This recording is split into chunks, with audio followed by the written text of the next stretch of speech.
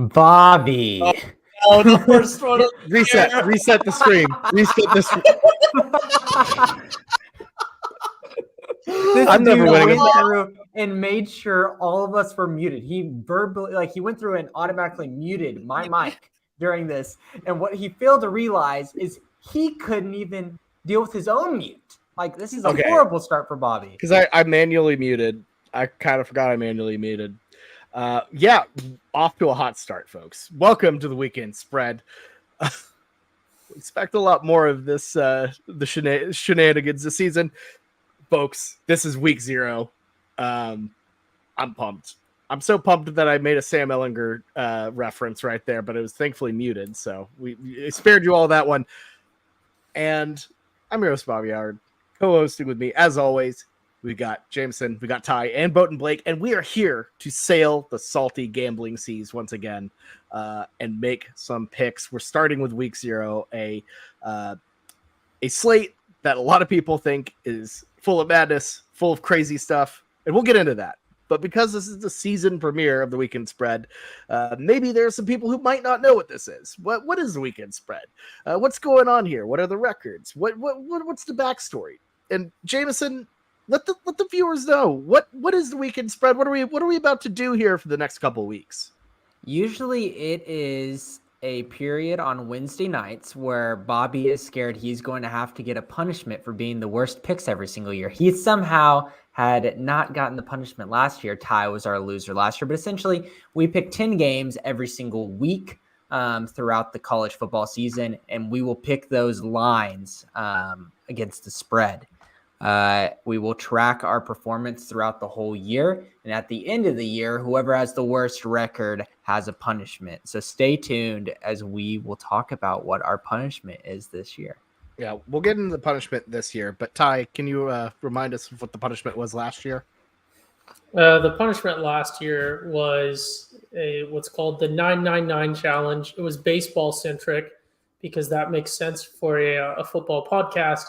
And what it entailed was a challenge where one would attempt to consume for 9 innings of baseball. That's how long the baseball game lasts. They tell me 1 hot dog and 1 beer per inning. It's a very difficult challenge, I will say. It involves eating a lot of hot dogs. It is there are some loopholes that one can attempt to exploit in achieving this challenge, but it's not a fun one. That is for certain. This year's punishment will be different, though. Are you feeling a little bit better? Clean slate, excited to get into next year or this year? I am still physically recovering from a couple months ago, but yes, I'm feeling better about this next season and our picks. We're going to come up with a new picking methodology that hopefully will take us to where we need to be. I'm going to go back to the methodology that I used when I won the weekend spread a couple of years ago. I like it. That was shooting from the hip, wasn't it? Yes, it was. Yeah, I studied too much last time. I haven't even seen the slate. I know that Navy and Notre Dame is on this because it's the game I'm looking forward to. Could not tell you for the life of me what the other games we're about to pick are. It's a targeted hip shoot. Blake, welcome on the pod. If you've been watching the previews, you know him. You should know Boat and Blake by now. He is the only non-OU fan here. bring a little TCU action. And I know you're always excited. Before we really kick this thing off, how you feeling? I want to know what's inside the mind of the captain. You did not win last year, but you seem to be pretty eager to go, I imagine. Yeah, I'm definitely not worried about punishment. I never am. I'm never last place. That's the one fact. When Boat Blake is choosing the picks, we ain't coming in last. And this year, I am more excited than ever. I feel like I'm always towards the middle of the pack. I always get defeated by somebody, but my picking methodology is good. It's just sometimes things don't go my way. Oh, I'm so pumped this year. I am so pumped. I feel like each summer is harder and harder sitting there. No college football action, but week 0's here. I called it in the summer the edamame of the college football schedule. It's not going to get you full, but it's going to give you something to chew on a little bit till that main course of week 1 comes up. So I'm excited for it. Yeah, and this year it's like a really bad, like kind of brown, wilty edamame right now. But you know what? I'm excited. I'm going to scarf it down. I'm hungry. Anyways. I need some games. So let's kick this thing off and get the weekend spread started. Even though this week 0 might seem unassuming, it means a lot. The margins, as you can tell, if you're watching on YouTube, were very slim last year. Jameson won 80-64. Bowden Blake 75-69. I was third with 73-71, and Ty was 72-72. So every game counts. Damn good record. You don't see that much on podcasts. And I'm not trying to like pump us up like we have some kind of analytics, the reason we came out positive, but overall, combining all of our bets together, even with Ty being last place, being at 500, that is an absolutely stellar betting regimen. Yeah, it's really good. It's really good. So, and considering most other podcasts like get to kind of choose their games that they're picking, in the sense, like for the most part, we get the national marquee games plus the Big 12. Like we're not choosing our games to pick. It's just the picks, the games present themselves and then we have to pick them. So it's not even like there are locks of the week. Yeah. If there's like a crappy Iowa State, like Kansas line, you got to pick it regardless. You got to do it. And it's great. Yeah. You just have to deal with it. So we are arguably one of the more competitive, I think, top to bottom when it comes to the gambling picks as a podcast. Maybe not necessarily competitive against professional gamblers, but just who will win, who will lose, razor thin margins. If you win, it's a great win. But if you lose in this tough weekend spread on the Schooner Pod, it is arguably a quality loss, which is something that we love to talk about. Of course, we love a good quality loss on the weekend spread. But yeah, no, it's going to be intense. It's going to be great. I'm excited. Let's get into it. So we're going to start with game 1, and keep in mind, folks, this is for entertainment purposes only. Even though we win a lot, this is entertainment. We're not trying to give you professional bets. Obviously, things could go wrong, as they tend to do on a week-to-week basis sometimes. So do not legally, don't make bets off of us. We're not obligated to win you money. So, anyways, let's get on to it.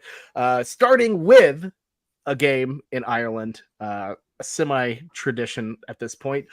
You have the Notre Dame Fighting Irish, ranked 13th, 9-4 last season, 7-6 against the spread, versus the Navy Midshipmen, Ty's secondary team, who had a disappointing 4-8 in 2022, but 5-7 against the spread. So honestly, probably a successful season for them. The Fighting Irish are favored at 21 points. And this game could be found at 1:30 Central Time on NBC or Peacock. So another thing, let's get ahead with the order here.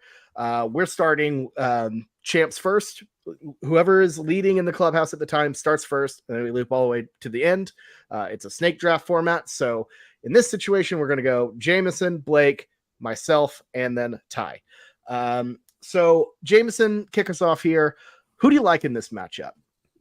I'm going to go Notre Dame minus 21. Obviously, another rule that we play with this, which really only impacted us maybe like 2 or 3 or 4 times last year. We did not get too many pushes. Actually, that's probably might be an understatement. But still, a push we will still count as a win in our record, just for record keeping. It just makes it difficult with ties. I'm going to go minus 21, Notre Dame, and here's why. I think Sam Hartman's addition should be a positive for this team and what their quarterback room was last year.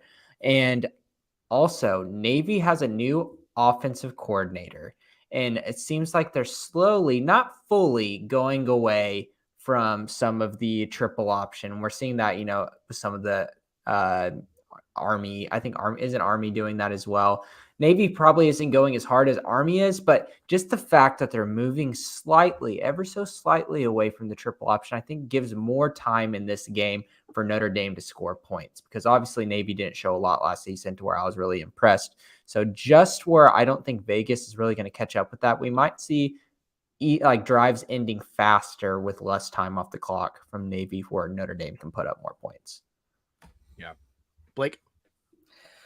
I'm kind of going the opposite way of Jameson and some of his reasoning. I'm going Navy. I like the offensive coordinator hire. They bring in a guy from Kennesaw State who ran a similar, they run a triple option, but they incorporate more of the short passes. And I think the most frustrating thing whenever I watch this Navy team year over year is when they get into third down situations where they need to pass, it seems like it's like a Hail Mary, a low percentage, a low completion percentage type of pass. And if they get some of those more lower to mid intermediate routes in their route tree, I like that a little bit more.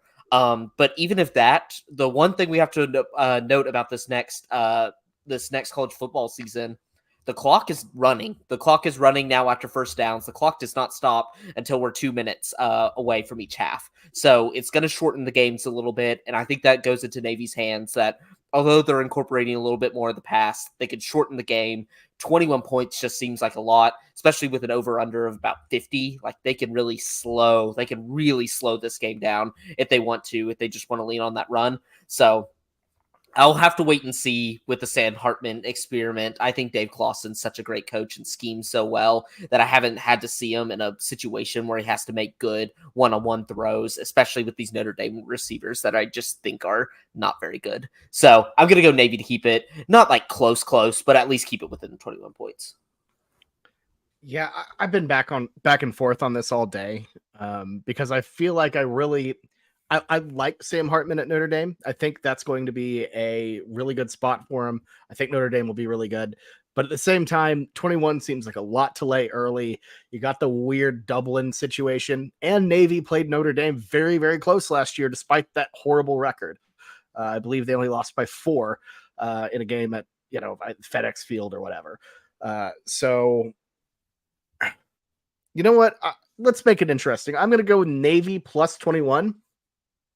I think this one's a sweat. I don't want to bet it. I'm going to bet it because it's something to do, but I don't love it. I loved Notre Dame a lot more when they were at 20.5. I'll tell you that. I feel, and again, it's a hook, so it would count as a win if it hit 21. But I just feel like Navy keeping it close, making it sloppy. That's the midshipman way, and we saw them do it last year. So let's go with Navy here. Excuse me, I have a question. Yes, Jameson. Pick me. Bobby, you gave us access to your picks, and I see Notre Dame already in the spreadsheet. Said, why are you changing it after Blake changed his pick? Or said his no. Maybe. So, like I said, I went back and forth. I've been going back and forth all day. If you look at Bobby's already up to something to start the season. First pick, already up to something. No. If you go back and look at the change history, I had Navy there earlier, and then was like, maybe Notre Dame. All right, Bobby. It's a tricky one, but I'm gonna go. I'm riding with Navy here. Okay. Ty, you love Navy. Navy's your second team. Are you riding with the midshipmen here?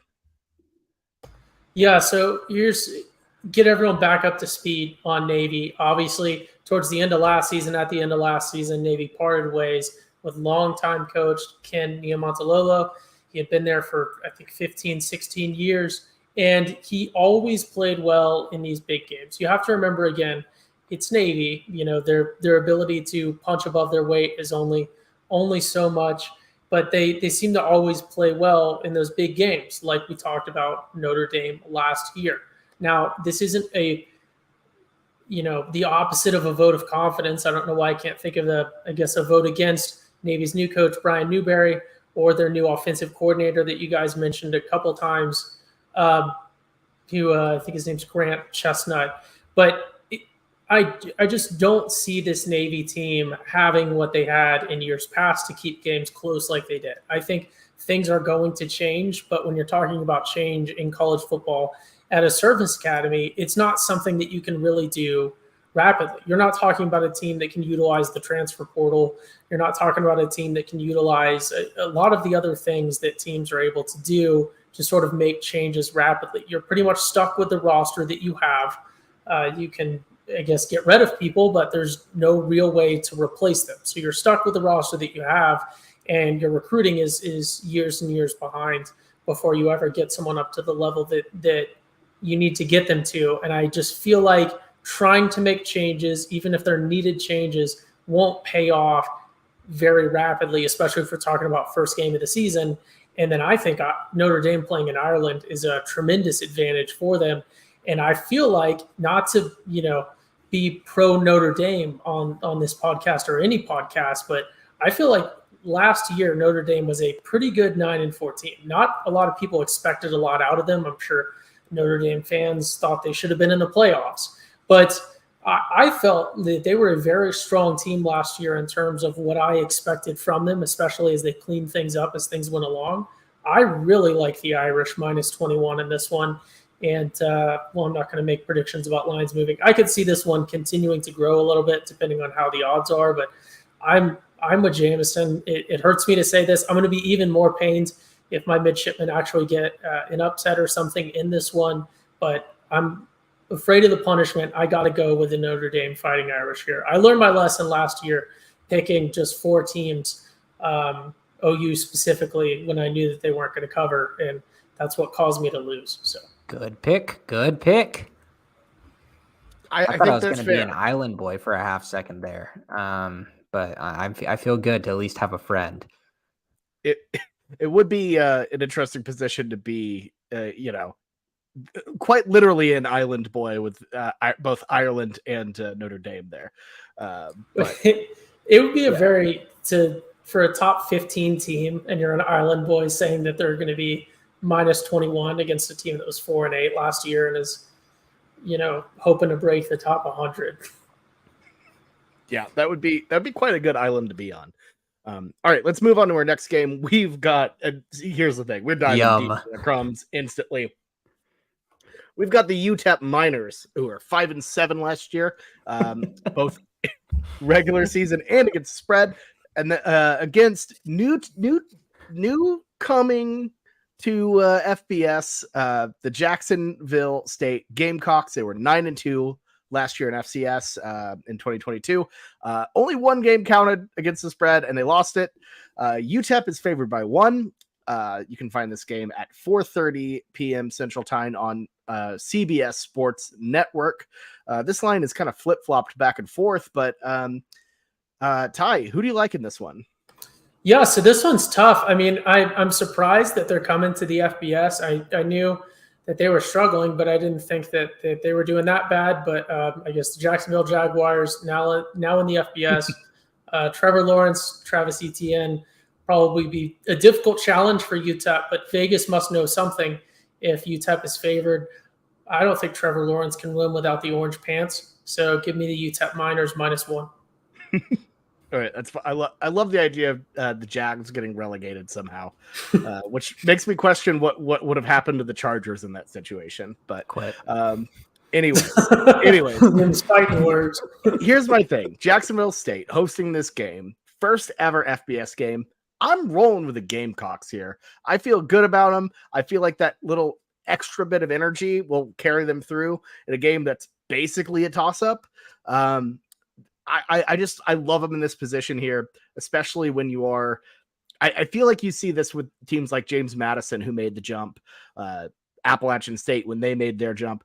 When you have a championship culture, when you win a lot of ball games, that mentality carries over to the next level. And I feel like in a game against UTEP, who is not very good, as OU fans know, and as we know from watching that Week 0 game against North Texas, they're not great. I think Jacksonville State has this one at home. I love it. So give me the Gamecocks +1. Yep, I'm on the opposite. I agree with Bobby in a lot of points. I think the juice of when you come up to the FBS is significant, and that should not be understated. So maybe sprinkle a little on the win total over when it comes to Jacksonville State, just because people don't have their tape. People haven't seen them before. But the one thing I know, I do not support teams that Jacksonville is not a state, okay? Let's be real here. Jacksonville is not a state. Similar to how San Diego is not a state, and some of those other colleges that try to do foolish things like that, they're just one and the same. Red, black, try to claim that states that don't exist. I don't like that. I'm going with my man, which me and Bobby figured out about this mascot. I'm surprised we didn't know, because we know about every other random mascot in college football. Pay Dirt Pete is the name of the Miners mascot, and how can you not back Pay Dirt Pete? Give me the UTEP Miners, Miner Nation. Let's go. Pickaxes up. We got this. Oh Lord. Okay, that makes total sense. I was thinking about it, I was like, oh, Blake's totally gonna pick the team that's coming up from the FCS because he likes crumbs, but duh, the state reference. Okay, let's put Bobby on an island here. Let's pick UTEP -1. Here we go. This is good. This is good to start. And I guess kind of my reasoning is I think maybe we might be overhyping the move from the FCS and what they did.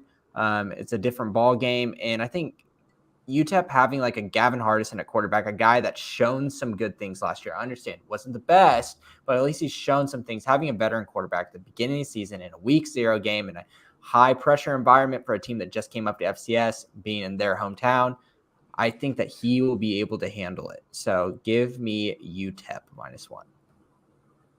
All right, that's fine. When has me supporting a chicken-based team ever gone wrong for me? It never goes wrong. Jacksonville State beat Florida State like 2 years ago, right? Yeah, that was their big win. Yeah, they have guys on their roster who were in Tallahassee for that win. So that's my thing too. Is I feel like they're not going to be afraid of UTEP. So, well, maybe they need to be Florida afraid. State. I mean, you're talking about a washed up ACC program. Like now we're talking about a Big 12 opponent. Oh my gosh, UTEP to the Big 12. That's funny. I did see a couple UTEP fans at times during expansion be like, "Oh, invite us to the Big 12," and that just no. Add them before SMU. Just do it just to piss them off. I mean, it is an area of Texas that there's no footprint. Would be a little bit better travel for the Arizona schools, I suppose. Yeah, I mean, UTEP was a proud member of. It is. We're still working on our chemistry here. UTEP, proud member of the Border Conference, though, back in the day with the Arizona schools and like Texas Tech. So good on UTEP. So all right, let's move on to our next one. This one, it's a pretty gross matchup. It's UMass 1-11 last year, 5-7 against the spread. Going on the road to New Mexico State, a team who has traditionally been horrible, had a great year last year, 7-6 last season, 8-5 against the spread. The Cowboys only favored by 6.5 here in New Mexico State. You can find this game at 4:30 p.m. on CBS Sports Network. Blake, oh, not Blake. What am I saying? Jameson, who do you like in this one? I faded New Mexico State so much last year, and stupid Diego Pavia running all over the damn backfield. The quarterback pissed me off so much. It pissed me off so much. We got to turn over a new stone this year. I'm going to pick New Mexico State. I'm going to respect Diego Pavia because he actually showed me some things that he kind of is a little bit of a slippery little quarterback. That I think UMass, obviously one of the most embarrassing football teams that we have right now. I think he could run all over them. Give him a touchdown easy. Go, Diego, go. Like, that was very Bobby of me. That was gross. I'm sorry, listeners. I was proud of you. Easiest game on the board, I think. Actually, no, second easiest game on the board. It's all New Mexico State. Easiest is. It's all New Mexico State. I know the casuals out there will see these two programs and think, oh, they're typically both doormats. This must not be much of a game. Yes, they are both doormats, but New Mexico State 2019, since 2019, 12-27, UMass 3-37. We are averaging about a win a year when it comes to UMass, and against the spread, it's atrocious. Like, and New Mexico State is at least around 50%, a little bit above, whereas UAS, as I like to call them, is hitting about 33% against the spread. Like, this team is abysmal enough that the books can't even like factor in their models about how sucky they are. Jerry Kill, a legend, TCU legend, whenever he beat Baylor, and then he got the giant arm tat now with the New Mexico State Cowboy and other things, and that was just a 7-6 season. You could tell there's a lot more juice in that program just because they're finally having like somewhat near a winning season. You gotta ride that momentum. That is some strong momentum that UAS just does not have. So give me New Mexico State. Yeah, I'm all the way in on New Mexico State as well. The momentum from last year, what they did making a bowl shocked me. You know, we used to clown on New Mexico State all the time, and they made a great run. Jerry Kill, I believe he was the guy who ate the dilly bar on the sideline a couple years ago. I could be wrong. Back when he was coaching at Minnesota. So yeah, no, I'm riding all in on New Mexico State and the better version of Pistol Pete. So give me the Aggies there, or Cowboys, whatever. Snow too. He was eating a dilly bar in the snow. How can you not respect a man who does that? You can see these little snowflakes in his mustache, but it might be ice cream. I can't tell. That's true. You never know. Please look that up if you're listening to this. Ty, who do you like? Look, I've got some bones to pick with New Mexico State. First off, they call themselves the Aggies, which, I understand they're an A&M school that has rebranded themselves to be a state school long ago because they thought that would make them seem more like a legitimate university and not like a second-tier institution within their state. They're not the real Aggies. Their Aggie branding is so ridiculously similar to Texas A&M that I'm almost certain that their entire branding is just built on buying what's it called when like a piece of clothing is like messed up or something like that, like blemish material that was meant for A&M, and then they just buy it like at the cheap, and then they've rebranded it as their branding. They've stolen their mascot. Their mascot is Pistol Pete, like every other rebranded A&M school out there. I just can't, like, their whole thing, all they do is they just look at what other people are doing. They come up with a cheap copy and they bring that to market. And that only works when you're competing against people that are so much worse. So as many bones as I have to pick with the academic powerhouse that is New Mexico State, easily the second or third best university within a 50-mile circle after UTEP. But I got to go with New Mexico State, unfortunately, even though everything they do is second, because they finally found a team on their schedule to play that's third. Not sure if that analogy didn't really make sense. I'm lost. Apart, but I did. Okay, Jameson. I did my classic talk crap about a team for my entire segment and then pick them. I just want to make it clear. I just want to make it clear that I don't want to, but I've been put in a position where it's an academic school that I'm shocked even has an FBS football team at this point versus New Mexico State, who for all their faults, at least halfway cares about football, even though everything they do is just a cheap knockoff of someone else. You wanted to pick them, but not give them the honor. Their whole state is not even it's just Mexico ripped off. It's just New Mexico.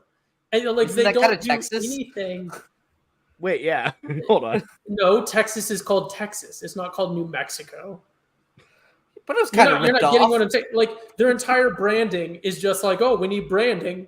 Let's just slap new in front of Mexico. Oh, we need branding. Let's just be the Maroon Aggies. Oh, we need branding. Let's just be Pistol Pete. Their entire, everything they do, their whole flow, copied. The only thing people know about New Mexico is they have that one TV show about, I forget what it's about even, but there's the bald guy.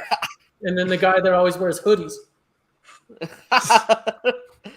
My I will say God. New Mexico State deserves to be the rightful owner of Pistol Pete just because their basketball team recently had an incident with shooting a lot of pistols at a rival basketball team. So I think that's, if you are willing to shoot another rival, I say you get the mascot. I see All no right, qualms with that with that logic right there, Blake. That makes sense. All right, let's move on to our next one. Very advertiser friendly story, Blake. Let's move on. It happened. It's fact. It is fact. Blake's out here trying to get us an NRA sponsorship, man. Anyways, No more politics, Bobby. I'm done. Hey, the NRA bag, it would be very nice. It'd be very, very nice. That's all I gotta say, Bobby. now that would be a way to really properly sell out. Anyways, let's move.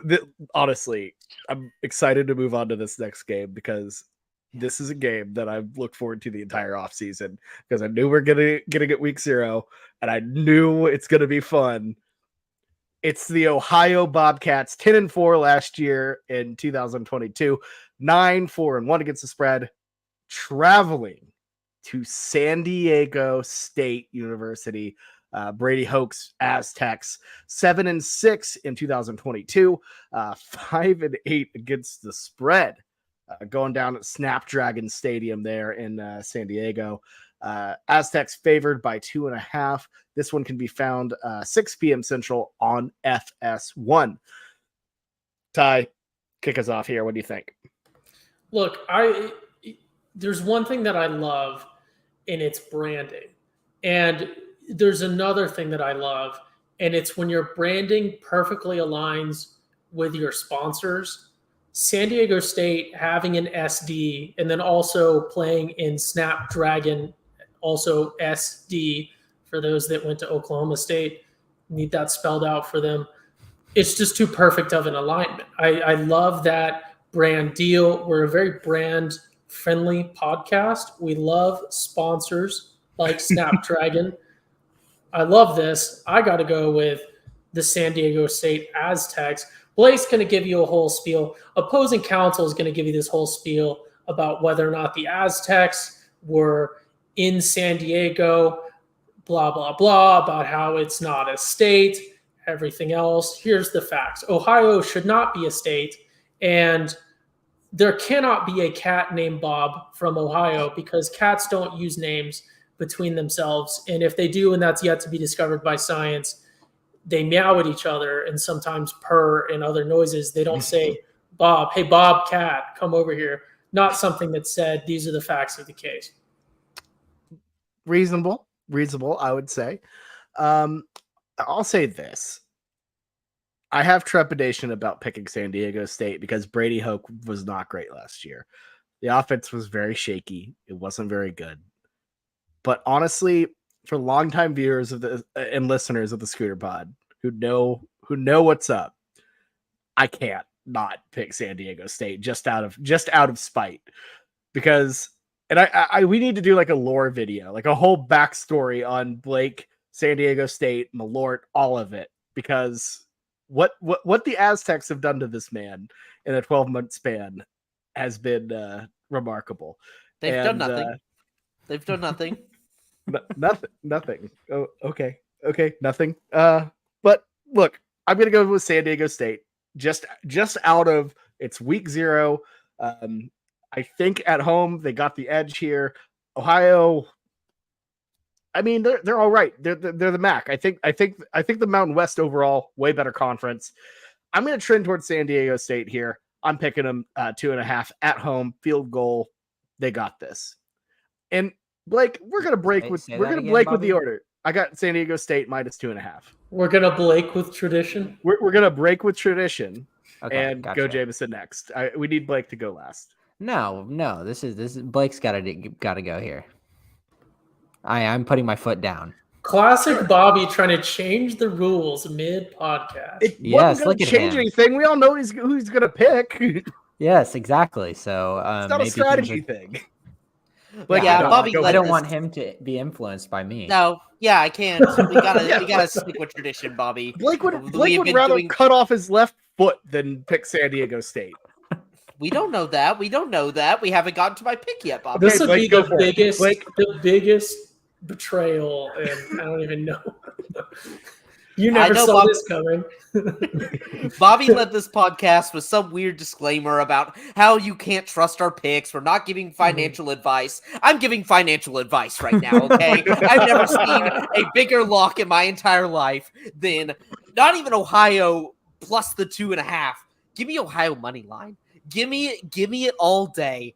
I love this pick. Oh my God, when I saw this was on the schedule, I knew people would look at this. Oh, MAC team coming across the country. There's no way they can do anything. That's some BS. That means you haven't watched some action last year because my man Curtis Rourke, aka the Maple Missile, is coming into San Diego City. He's going to take the 5 fans at Snapdragon Stadium's hearts out and crush them like the Aztecs did like 1,000 years ago. I feel so confident about this pick. We talked about in the G5 preview about why San Diego City is taking a huge step back this year. They obviously already did 7-6. Like, you're used to this team being that boring 9-3. Never want to watch them because they score about 14 points, never throw the ball, run it. It's not dynamic like the triple option, just the most boring style of football possible. But look, San Diego City lost a lot on the defensive line. They lost a lot on the linebacking core. Their quarterback this year is a converted safety. I have to remind people that. Although he can run, this man cannot pass. This man cannot hold on to the ball. This man will be turning the ball over all day long to Ohio. And look, if that wasn't selling you enough, there is a cornerback on Ohio's squad. His name's Torrey Cox Jr., but the players call him Scrawny Dog. How are you betting against a guy named Scrawny Dog? He's going to be picking off that converted safety all day long, taking it to the house. This one's going to be over before halftime. And I'm trying to look at the San Diego City schedule right now because I think I want to do a little bet on this. I think I want to do a little Malort bet. Oh, yes, I feel confident. No, I feel confident. Game, if San Diego City wins, Malort shot. They win their next game, 2 Malort shots. If they win their third, however, they can keep the streak alive. Idaho State. That is how confident I am that they're going to lose this Ohio game. I am not scared whatsoever of the San Diego City team this year. They are absolute trash. So give me Ohio. I'm taking the points, and I'm also taking the money line. You should bet your money on that because that, my friends, is called a lock.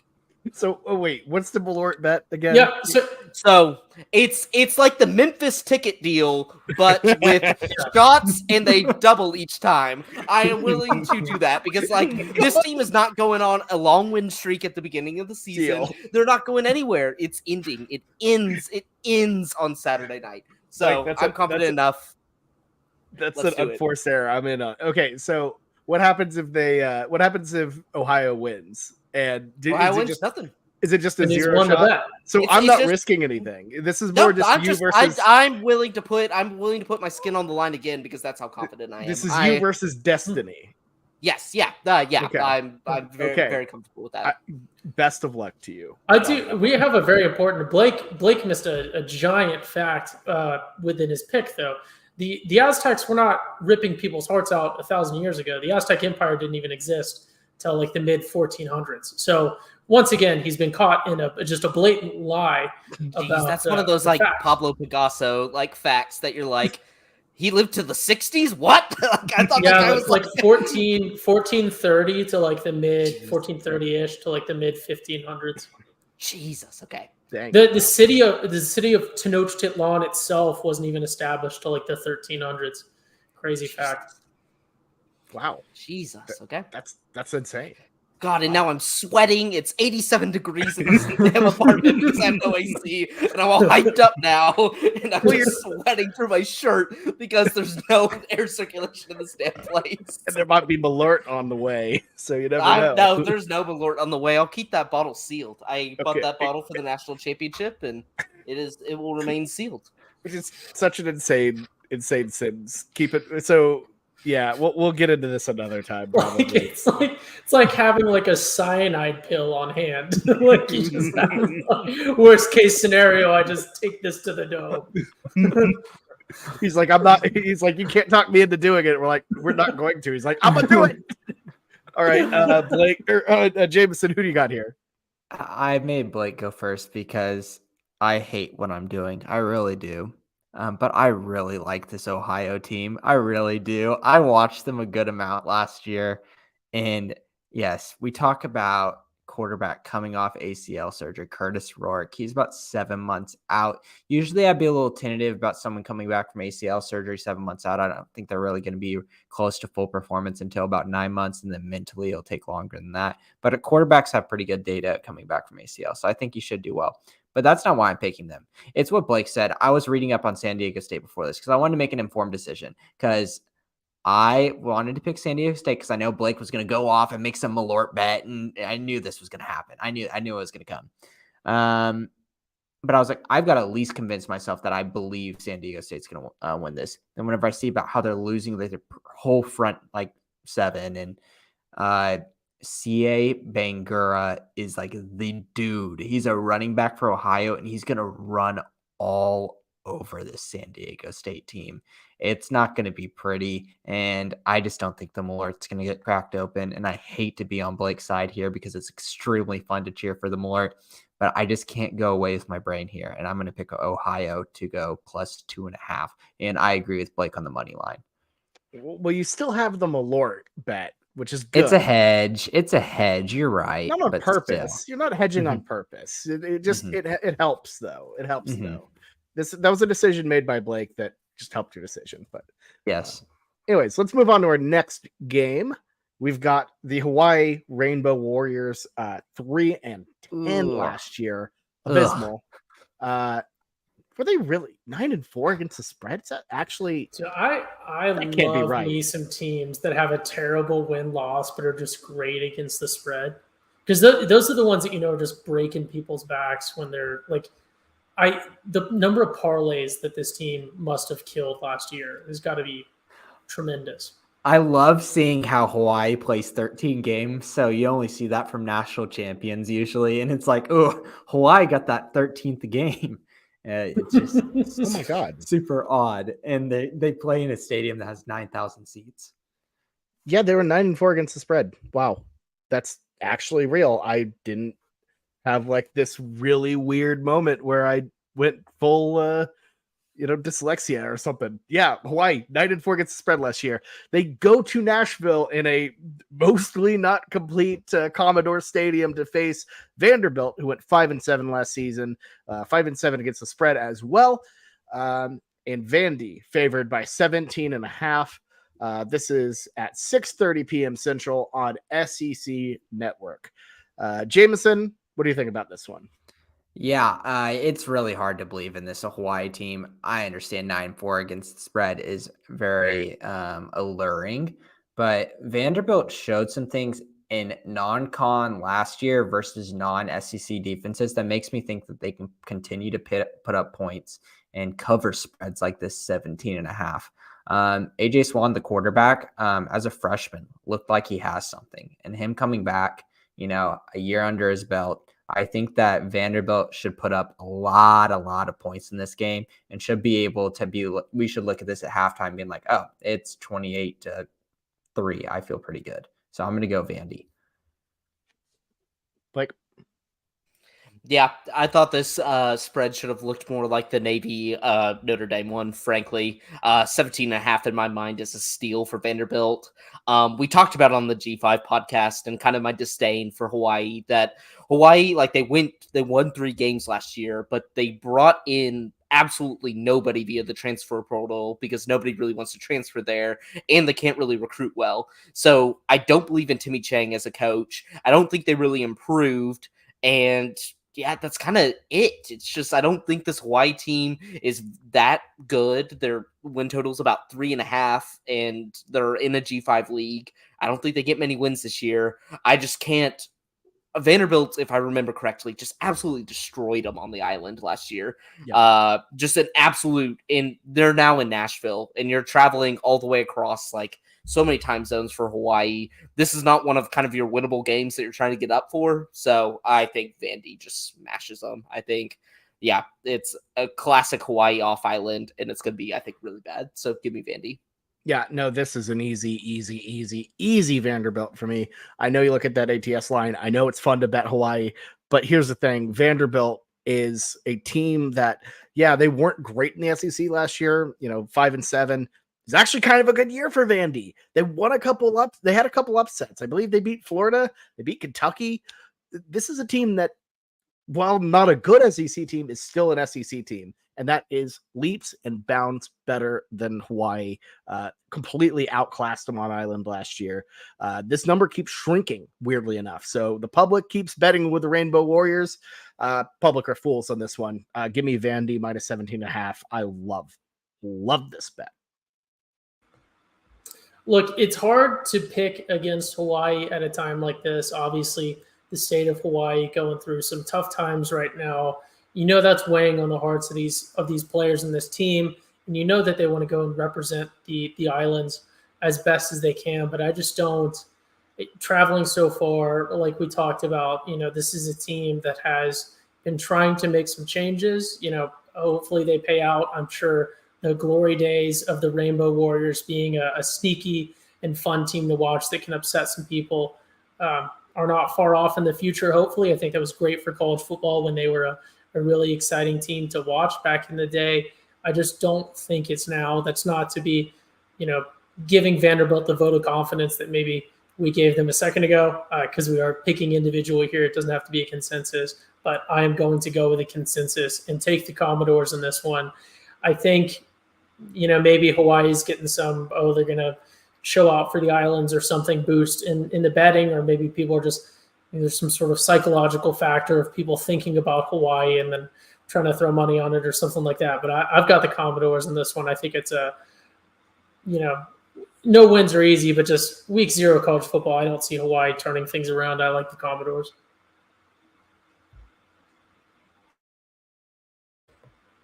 Bobby's on mute. Jesus Christ, Bobby.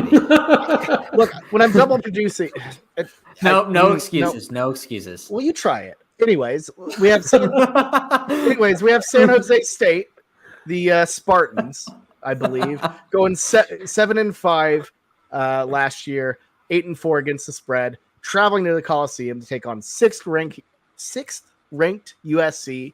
They went 11-3 last season. 8-6 against the spread. Trojans favored by 30.5 here. This game will be played 7 p.m. Central Time. I would say you can watch it on Pac-12 Network, but let's be honest, nobody can watch anything on Pac-12 Network because nobody has it. Ty, I'll let you start on this one. Yeah. Your thoughts.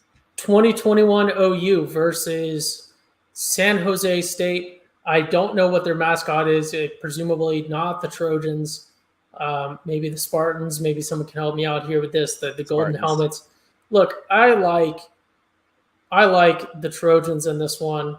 I think it's Lincoln Riley. What he always does is perform somehow really well against these early teams and early opponents, even when he sort of falters later on in the season. It seems like even if it's a slightly bigger brand like San Jose State, he's going to perform pretty well. I think Caleb Williams is going to come out looking sharp. I think this USC team is going to come out thinking that they are going to right the wrongs that they let happen to them last year, and that they're going to show the world that they're a legitimate playoff contender. And whether or not that comes to fruition, I think they will perform well week 0. I think to some people, this is going to be the biggest game of week 0. If you're just looking at the opponent, you have to make the argument that San Jose State is a much bigger brand and opponent than Navy is. And, USC, a top 10 team that is getting playoff talk about it. I'm sure Notre Dame is as well. But this is arguably the game of week 0, even though it's going to be pretty lopsided. I like the Trojans, even with this massive, massive line. Yeah, this is a tricky one because I would love to bet against USC out of spite, but let's be honest. I think the Trojans are just clearly a cut above. Alex Grinch defenses aren't great, but with a team like San Jose State, who had a pretty solid record, kept a lot of games close, but wasn't good against the spread, kind of underperformed overall. I just don't think they can really hang with the Trojans. I hate laying a 30.5 point spread, especially for USC, but I'm just trying to be a realist here. So I'm going to go with the Trojans on this one. Bobby's got to take away access to his picks because he's switching this one at the last second too. Yeah, no, I no, I know. I've been back and forth on it. This one. It seems unsportsmanlike to just be looking at his picks, though. And but here's the thing. Bobby knows this, that I was the person who'd usually fill out the spreadsheet throughout the thing because he's producing during it. So I usually try to help him with the picks during the thing. He knows better to not put his picks on the public spreadsheet. We had this problem before. No, I have no issue with it's not like a confidential thing though. Like you can look at it, yeah, sure, but I can change my mind, you know. Okay, all right, okay, sure. Jameson's upset you're not running the plays. He spied on your plays in practice, and you're not running them during the game now. Hey, it's really easy to change your mind whenever people pick before you, Bobby, and you just want to ride with them. That's totally cool. Oh wow, it was really stepping out of line to pick number 6 to beat San Jose State. Wow, what a ballsy move on my end. Blake, your turn. Yeah, I'm not bucking the trend here. I'm just going USC. I like, honestly, San Jose State in Mountain West play, but something I haven't mentioned with a lot of these big spread P5 versus G5 schools, we've seen a lot of the G5 schools usually not open up the playbook because there's no reason to open up the playbook versus a team you're probably never going to beat. So they usually try to keep things pretty simple. They try to keep things close to the best so that when it comes time to beatable opponents or conference, they can really open up things so their opponents don't have tape on them. So I think there's a lot of pressure on Alex Grinch this year to really make something of this defense. I can't believe he is still a defensive coordinator. I am shocked. I think is Mike Stoops level bad. We're getting to that point. The whole speed D thing doesn't work. It works if you are at a small P5 school or a big G5 and you're not going to recruit those big guys, but he's been at 2 programs now where you can actually recruit people and he still doesn't. He just likes to get those little linebackers, no pass rush whatsoever. Never a believer, but I think the pressure's on him this game to at least show some improvement. So I'll take the 30.5, but it's an ugly one. Mm-hmm. He legitimately takes out the IQ of football players in terms of defense and the way that his play calling is. And that is never, ever going to be a positive thing for the mental well-being of their IQ for the rest of the season. And there's going to be a lot of mental lapses if you just want them to run around and just play through speed rather than actually trying to find the right fits. Also, I will not tolerate this Mike Stoops slander. Mike Stoops has 2 things that Alex Grinch will never have: a head coaching job on his resume and a national championship. So that is true. It doesn't, like Blake said, it doesn't work at big programs, the speed D thing. And I'll never forget, we were thinking Alex Grinch was going to leave us for a head coaching job after his first defensive coordinator season. We weren't bad in 19, were we? No, we were horrible. Oh God, never mind. I remember LSU. We weren't bad in 20. 20 was when we were pretty okay. That's what. Yeah, I had my years mixed up. Anyways, let's move on to the final game of the slate. I'm picking USC too, by the way. Dorian Singer connects with Caleb Williams and Mario. Thank you, Bobby. Go ahead, move on. I'm sorry. Anyways, no, it's okay. I'm just messing with you. You're good. It's all good. Yeah, you're trying to shake me off my game here. Out here trying to bait me into taking San Jose State. You know, I see what you're doing. I'm familiar with your game. All right, last game. Let's be honest, this is probably the worst game on the slate. What do I do? Why did I do this one last? And it's definitely Bobby knew which picks would get the most juice and just put them in the middle. This is called Don't Bury the Lead, folks. We got Florida International, FIU, 4-8 last year, 5-7 against the spread, going to Ruston to take on the Louisiana Tech. I can't remember what they're called right Bulldogs. now. Bulldogs. Yes. Thank you. Yeah, they were 3-9 last season, 6-6 against the spread. Bulldogs favored by 11. This game's definitely not on Pac-12 Network. I screwed the graphic up there. Honestly, it could be. It could be. We never know. Like nobody knows what happens on Pac-12 Network. Let's be here. Yeah. Let's be real. If a tree falls in the forest, that sort of deal. And besides, honestly, do you really want to watch this one? No, you don't. I will. Okay, let's finish this off. Jameson, who do you like in this matchup? FIU is the only. I mean, I know Louisiana Tech's last year was very, very disappointing compared to their past. But here's the one thing that's pushing me over the edge to pick Louisiana Tech to cover this -11. Oh, gross. -11. Oh, it's okay. Because FIU last year, the one thing that I do know about that program is whenever they play our good friend, Texas State, Boko the Bobcat, they got dismantled by Boko. And Boko's not a good team last year. Atrocious. Dismantled by Boko. 41-12. If anyone listens to this podcast, they know we talk about Texas State way too much. That team is atrocious. Atrocious. And they beat this FIU team last year that somehow won 4 games, 41-12. I don't even care anymore. Give me Louisiana Tech. Yep, I'm going with Jameson. I really don't know much about these programs. I know FIU later in the year is going to wear those Miami Vice uniforms they came out with the 305 on the helmet, pink lettering. I love that. I wish Miami programs would lean into that more and more and more. But yeah, on the road against my guy, Sonny Cumbie, down in Louisiana Tech. Bring them back, Cumbie. We're going to get there eventually. So I'm going to go Louisiana Tech. It seems like a lot of points, but I'm just going to assume by that FIU is really that bad this year. So give me the Bulldogs. Yeah, I'm rolling with La Tech as well. Of course he is. No, of course he's changing it. Because here's the thing. I have fond memories of FIU because I picked them when they were wearing the Miami Vice uniforms, and I was thinking of that, but they're not wearing them, so they're probably going to be awful. Okay. I'm rolling with La Tech. All right, that's fine. Yeah, I like Louisiana Tech. Look, Sonny Cumbie from the Mike Leach coaching tree.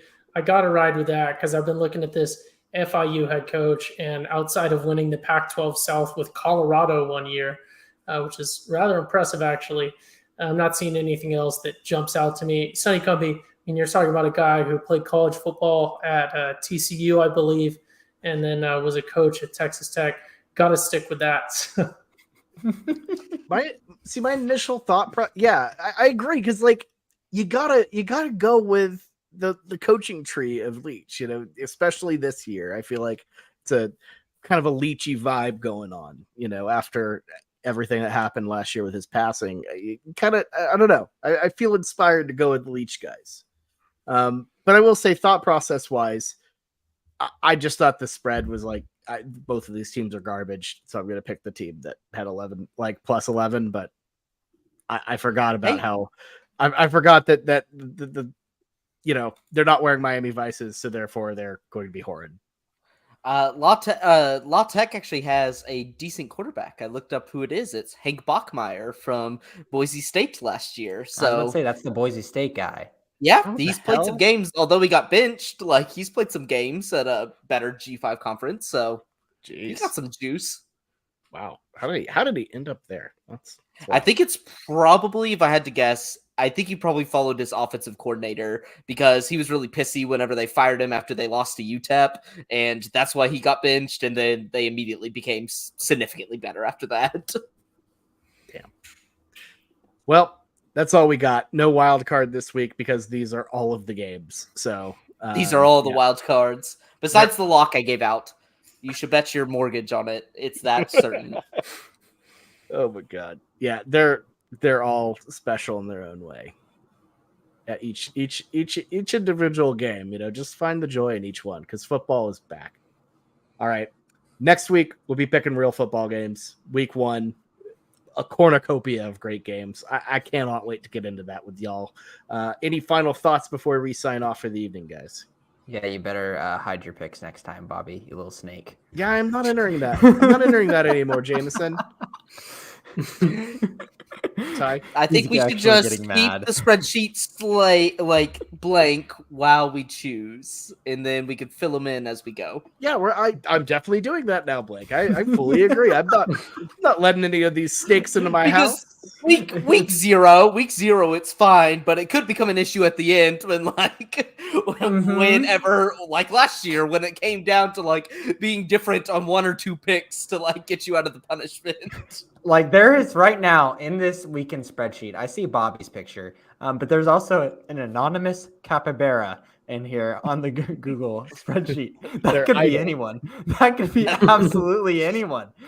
Who knows what they could do with that information, Bobby? I mean, they could. Who knows? They could expose me. Clearly.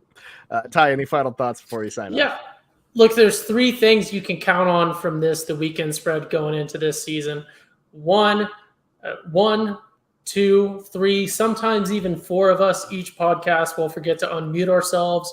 Why that's such a problem on just this podcast and not the regular Schooner Pod, I do not know.